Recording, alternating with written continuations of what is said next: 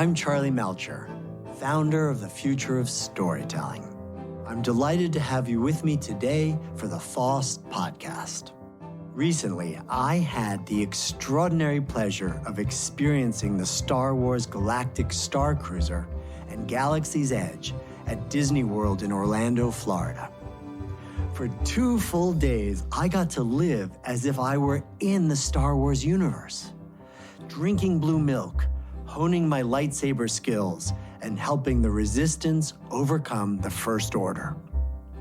Surrounded by this vivid, immersive world, I wondered who comes up with all the rich details and intricate narratives that make this place feel so real. No one is better equipped to answer that question than today's guest, Margaret Kerrison. Margaret is a multi-award-winning writer and creator for immersive experiences, and she's part of the team of Disney Imagineers that brought Star Wars to life. 5 of the experiences that she helped to create have received Themed Entertainment Association awards, and she's a frequent speaker at leading industry events and top universities. Margaret is currently a senior experiential creative lead at Airbnb, and her most recent project is her first book, Immersive Storytelling for Real and Imagined Worlds, A Writer's Guide. In it, she shares the many learnings and insights that she's gained from over a decade as a writer for immersive experiences. And I'm excited to have her share her wisdom with us as well. Please join me in welcoming Margaret Kerrison.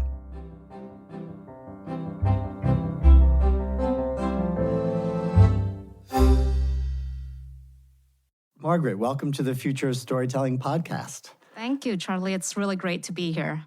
So I should start by confessing that I've just recently come back from the Star Wars Galactic Star Cruiser experience. So I just want to say congratulations for your role as part of all of that.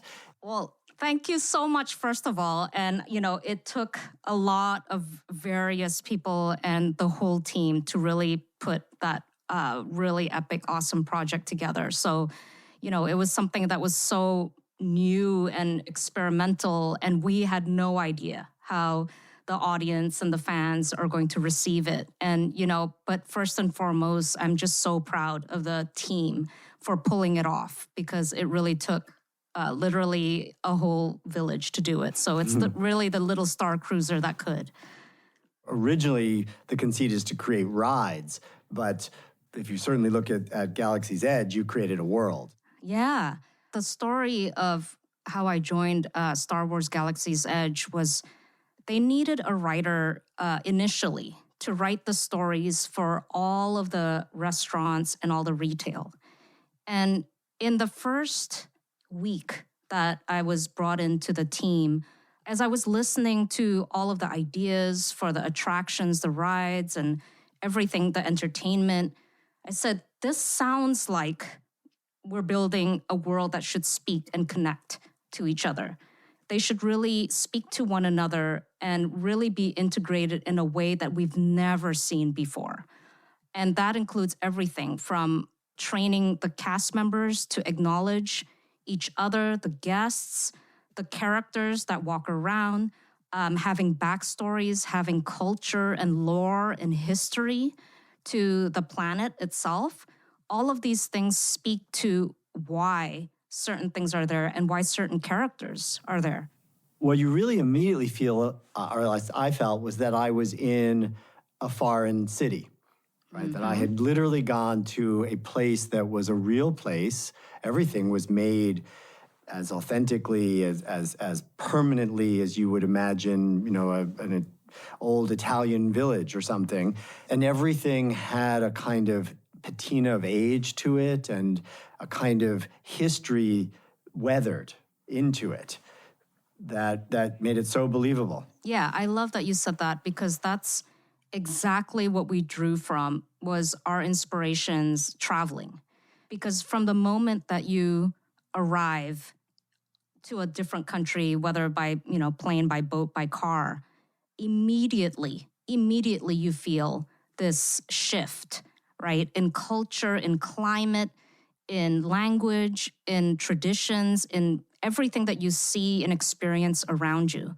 And that's exactly what we want our guests, our travelers, and our passengers to feel when they walk into this space, is that they are transported into this otherworldly location that belongs in the context of this universe.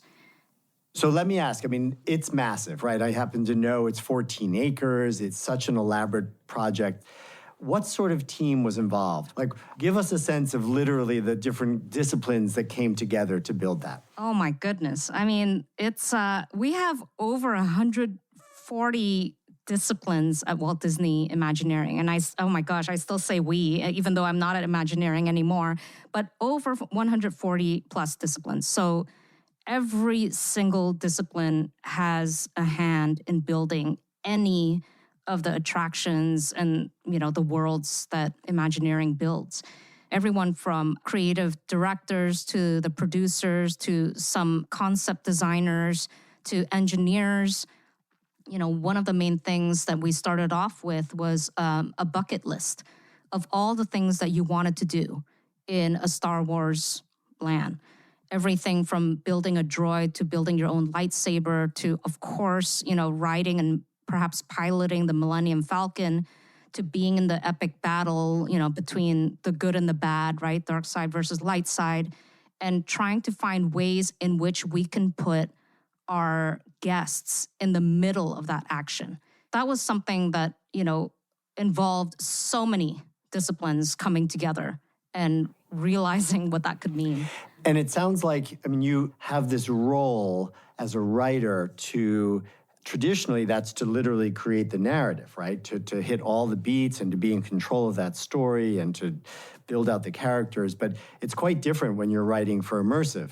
Tell me a little bit about how you approach that differently when you're creating a immersive story world as opposed to a traditional linear narrative. Yeah, it is the big question, Charlie. Because, they always say that the writer is king in the TV world, right? You start with a script. And the same thing goes for films as well, right? You start with the script. And that's not the case for immersive storytelling. Sometimes it starts with an idea. Sometimes it starts with a cool vehicle that the ride engineers dreamt up of, that came up with. And they show it to the rest of the team and say, hey, we have a really cool technology. We have a really cool ride. What can we do with it? And then they would bring in the writers and perhaps an illustrator, concept designers, creative directors to think about, okay, well, what is the wish fulfillment of this feeling in a ride? It makes me feel like I'm flying. What can we use, to make us feel like we're flying? And, if a ride feels bumpy, how can we use that bumpy ride to tell one of our stories? Looking at all of the various stories within the Disney archives and the library, right? So it can come from anywhere. It can come from a really cool technology. It can come from the writer as well, but it's not, I think the role of the writer in immersive storytelling in themed entertainment is one of a story champion, the advocate, the one who has the responsibility to take the story and translate it into the various disciplines. Margaret, you did a beautiful job with your book, Immersive Storytelling for Real and Imagined Worlds. I've so enjoyed reading it. And I feel like in there, you have answered the question that I've put to you, which is basically, how do you write for immersive storytelling? This is a book, as I can tell. I know you don't really sell it as a how-to, but it's as close as I've come to seeing a how-to for building immersive stories, and kind of from the perspective of a writer, from your perspective. It does answer, I think, very beautifully or very, very articulately how one goes about writing for immersive experience. One of the things I thought was so on point, so if you will, sort of profound, was just your emphasis about creating transformation in the audience. not just being aware of their experience, but trying to create a kind of experience that would leave them transformed, different after it. How do you think about accomplishing that as a writer? So when I think about how we create change in our audience, there's four ways really to increase the likelihood to feel moved and transformed. The first one I say is truth, to tell an emotional story that embraces universal truths. And I think many storytellers understand this, especially writers, that no matter who you are, where you're from, there's going to be some things that we can all relate to. These stories that we're telling, we understand what love is, what it means to be jealous, to be fearful, to be envious. And how do you really draw in to that universal truth, that core universal truth that everyone can easily understand? The second one I say is to make it personal. I always think back to the James Joyce quote when an interviewer had asked him, why do you always write about Dublin? And he said, and I paraphrase, he says, in the particular is contained the universal, because Dublin is what he knows. And this is something that, I try to think about in every single story and project that I work on. How do you make something personal to everyone else? Maybe a different country, a different context, whatever it is, the different culture. But how do you create something that makes people feel like this is my story? And I use the example of like a personal story of something that happens in your family or someone across the street, your neighbor, is going to be a lot more meaningful to you than something that happens to someone from across the world. So that's what I mean when I say personal. Which brings me to the third idea, which is the status quo, which is meeting your audience where they are. So, when you think about the linear, traditional way of storytelling, you meet a character in their status quo. You understand where they are in that point in their lives, and you journey with them from the status quo of their ordinary world into the extraordinary world, right? They're making that big leap, that change into the unknown world. Star Wars Galactic Star Cruiser is a perfect example, is that everyone who arrives in that terminal are all coming from the same home planet. And they're going to go be, transported into the Star Cruiser together. It doesn't matter who you are. We're telling you that you're starting out as travelers going into a Star Cruiser and you're going to go on this voyage, right? No matter what your affiliation or fandom or knowledge of Star Wars, it does not matter. Your status quo is that you're traveling to a different planet, to a different country, if you will. So what you're going to experience is likens to that. And finally, when I think about the fourth, this is something that's extremely important and something that a lot of immersive storytelling, there's a missed opportunity in this, which is community, where we can create a world where visitors can connect with each other. And this is something that's so important because if you think about the traditional formats of theme parks and rides and all of this, you get on a ride, you have a great time, you get off, you leave, and that's that, right? But how can you think about experiencing something together? Because a lot of magic comes in interacting with strangers, with people that you don't know, with people that you have assumptions about, and having those biases broken down because of those personal interactions and connections that you make, you're creating a community in the context of that world. And so that's something that I think a lot of us creators and storytellers in this industry really should lean on, because it's something that deep inside all of us want. And when we come to any attraction or experience, we're looking for that. We're looking for that sense of belonging, that way for us to take away a bit of the loneliness that we all have, right? It doesn't matter who you are. And trying to find ways to connect with people in meaningful ways. And what better way than to connect with people who are like-minded, who have the same interests as you, And so in thinking about this, it's really an interesting social experiment of sorts to think about how you can find those opportunities for people to connect with each other so that they can feel like they're a community, even if it is something that is created. When you talk in the book about good writing for immersive experience, it does feel that one of the lessons is to be able to pull details from the real world, right? Because at the core, we're creating real experiences that we're going to sense through our bodies, through our senses, and being able to draw that kind of rich source material of life. Does it ever feel to you sort of ironic that we're creating fake worlds for people to have real experiences in based on real world learnings as opposed to just sending people out into the real world? I had that flash reading the book. Like, maybe we should just not be doing this and sending people on hiking trips in the forest or mountain climbing or river rafting. Yeah, it's a really good question because, I remember when I first started at Disney Imagineering, my husband is not a theme park fan, and at the time, I converted him. And I think that I remember, when I first got the job and I was talking about it in a social setting with some friends. And I said, I'm going to work for Disney Imagineering now. And I'm going to build theme parks.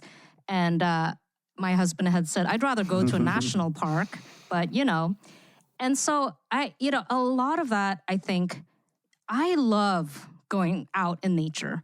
I love doing all of the things that doesn't come curated or designed, right?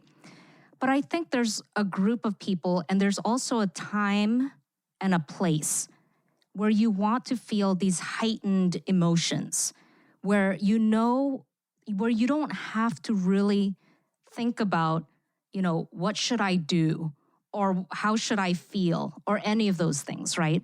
For some, it might be, a way for them to have a place that they can, feel like they can be more of themselves than the real world, right? When you see cosplay and the people who dress up in all these costumes and really embracing their nature, their inner nature, and really wanting to express it in different ways, right? When you're out in the real world and you're kayaking and, hiking, there is no socially acceptable place for you to, pretend that you're a Jedi or play that you're a princess. But where's the places for play that I can engage in a way where everyone else is playing so that I don't feel like I'm a weirdo, right? And I think that that's something that when thinking about creating experiences that draw on from the real world, what's real when the feelings and the emotions that you're feeling in this fictionalized worlds are real? The joy that you have with the family and friends, going on an experience, that to me is what the value is of all of these created, imagined worlds. The feelings are real. You can't fake that, so having that opportunity to do it is key. I mean, I certainly can tell you one of the highlights of that experience for me of Galactic Star Cruiser was the lightsaber training, and to be able to be blocking laser blasts and feeling them hit my lightsaber and being able to wield that weapon in all of these physical positions and get haptic response. I mean, it was transformative. I mean, honestly, I could have spent the whole day in that one experience. Like we were there for 15 minutes or 20 minutes or something, and I literally would have been happy to spend hours training as a Jedi. That's amazing to hear. I think that that's something that, the team worked on for so long. I mean, in terms of how to get it right, because that above all else is going to be the one that holds so much weight in terms of how you experience Star Wars and how you can feel like the heroes before you, right? We also talked a lot about it not just being physical, that it had to feel spiritual almost as well, because this was such a huge wish fulfillment. And that's a really great example of someone having the wish fulfillment of wielding a lightsaber, doing the action and walking away, believing a little bit more that they are a true Jedi or a Sith Lord. Mm-hmm. That was a beautifully produced experience. I mean, everything about it worked. The conceit that we're there learning some defensive moves as we're taking kind of a training, that you were able to block them. The lightsaber color changes, and you absorb the blast in the haptic response as you're holding the lightsaber. And then after you've learned to do that, now we're being told that we can kind of block blasts with the Force, right? That we know where they might be coming. And so you do take it to this next kind of spiritual level. And I think as wish fulfillment, I think we all sort of dream that even though we operate as poor farmer boys, that we might actually be a Jedi, that the Force might be strong in us, and that someday we might be called upon to do, to save the galaxy and be capable of it. And that scene, I shouldn't say scene because it was an experience, that experience left me feeling that way. I remember one of the early play tests of this experience. I had made a comment that I really want to feel like I am the chosen one. And in this moment where it's a very small and intimate group, we were able to achieve that because it's this feeling of that you're part of this exclusive group of people that have this chance to feel the Force. And being able to do that in a way where you're surrounded by others who want to have that same wish fulfillment. There's an energy and there's a truth in that is so palpable because you're among your kind. You're among the people that have come to do this thing together. All of those things that we talked about, right? Is it personal? What's the status quo? Do you feel like you have the community? What's the truth? All of those elements, I believe, are captured in an experience like that, where you feel like you are truly, special, that you are seen, that you have the special ability to do the thing that you've always wanted to do, right? And especially seeing adults and, kids alike sharing that same dream is amazing. It's absolutely amazing. I enjoyed learning in the book several things about how Imagineers think about designing. Imagineers use a term plussing. What does that mean when you plus something? Yeah. A lot of what we did still do at Imagineering is that you want to, plus an experience. And plussing means to add something that's very compelling to it. It's a form of yes and. If you're familiar with improv, and that's something that we did a lot at Imagineering too, is if someone has an idea, how do you make it better? And it's a question of what if and why not, right? We're always trying to find ways to plus an experience, and plussing is a way for us to consider, that's a great idea, but what if we did this other thing? Once you have a group of creative people together in a room throwing out ideas and plussing the experience, it's endless. The number and the amount of possibilities that can come out of it. And I think that that's something anyone can learn and take away in no matter what you do, and no matter what industry you're in. How do you think about plussing or yes-anding someone else's idea? Because there's no better feeling when you throw out an idea in a room and someone says, yes, and we can do this to make it better, right? To make it more amazing. And everyone has that ownership of that idea. It's not just about, oh, whose idea is it? Where did it come from? Who thought up of that? No, there is none of that at Imagineering and also in many creative places, because it is a collective effort, And even when I wrote this book, and I really didn't want to call it a textbook or a how-to guide, even though it eventually became something like it, because really it is a collective wisdom that I learned and, I guess interpreted from other people in what made sense to me. And maybe what makes sense to me might not make sense to others, but it's part of your journey as a creative and as a storyteller to take all those various nuggets of wisdom wherever you learn it and find your own way, right? And that's something that I wanted to encourage, is that this isn't the only way. And I hope it's not the only way. Go out there, learn, fail, experiment and explore and try to find all these different ways to tell your story in other mediums that may have not been done before. And in thinking about that, how do you create something that's truly one of a kind? Well, I certainly had the thought as I was reading through it that not everybody has the budgets that Disney has. Not everyone has 140 departments at their fingertips to collaborate with, and 5 years to work on something and to go research things by going to Europe or wherever. And what suggestions might you have to mere mortals working on small teams with totally insufficient budgets to try to pull off great immersive experiences? I have to say that, when I think about the definition of immersive storytelling, it's using what's available to you, right? The tools, the techniques that and the materials that you have, the environment that you have.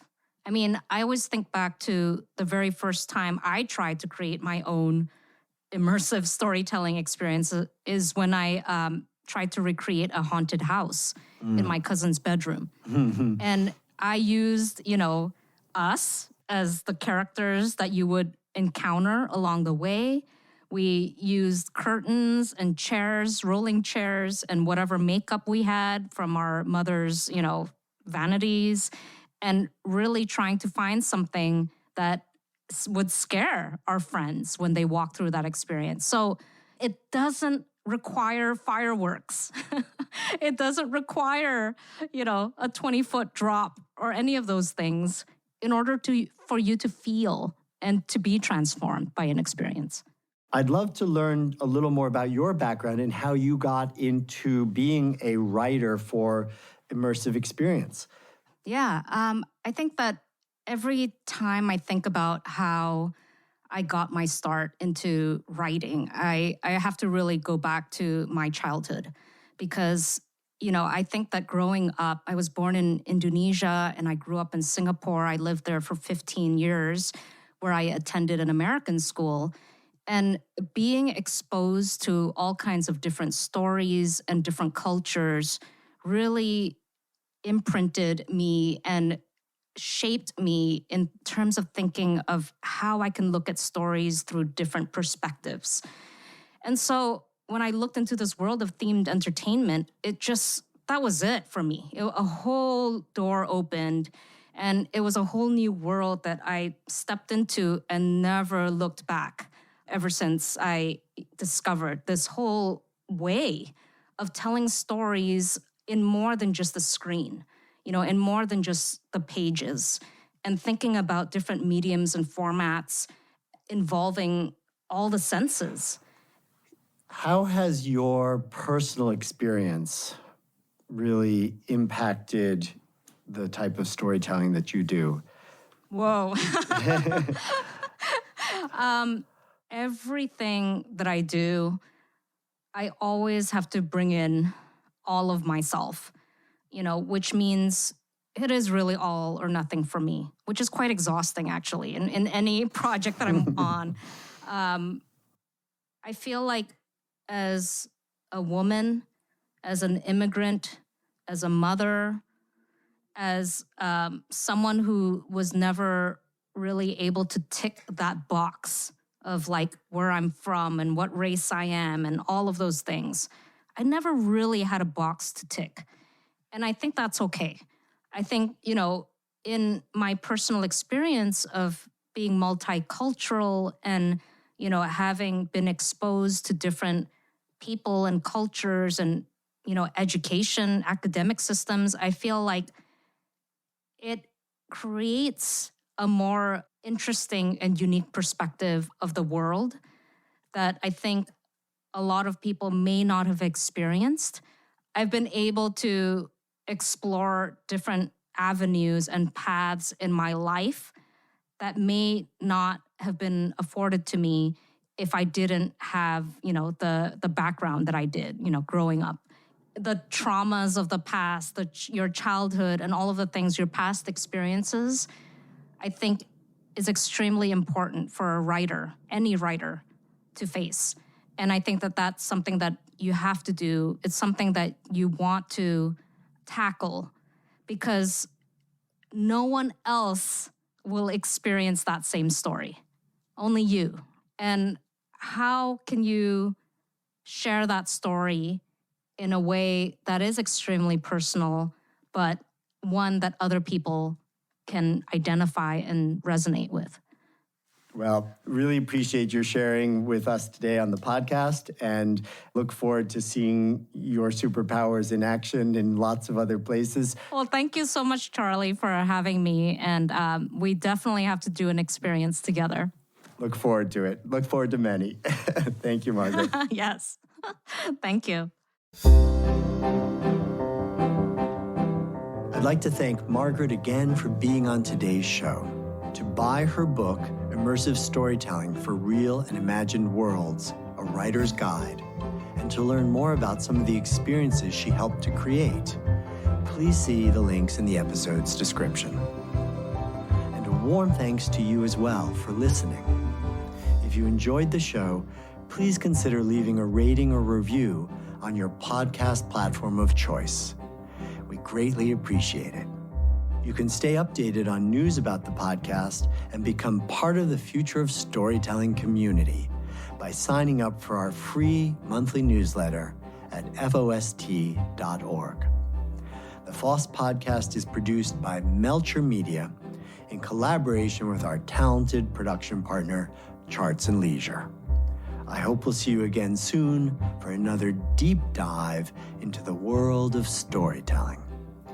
Until then, please be safe, stay strong, and story on.